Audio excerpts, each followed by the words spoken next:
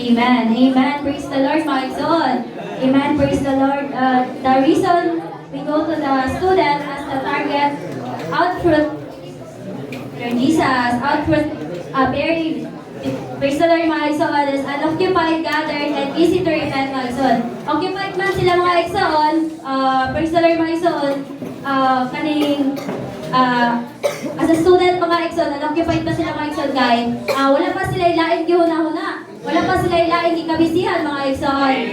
Sama sa mga minyo, mga igsoon, kaning dapat kayo sila ginahuna-huna, mga igsoon. Sama sa mga bayronon, sa mga utang, mga igsoon, and occupied kayo sila, mga igsoon. So, praise the Lord, mga igsoon, mga amen, mga igsoon, mga isip mga batanon, mga igsoon, usa sila kabukas kasudlan, mga igsoon, o gila pinagyod nga sila ang kaugmahon sa iglesia, mga igsoon. So, praise the Lord, mga igsoon. Salamat sa Ginoo nga. Amen. Amen.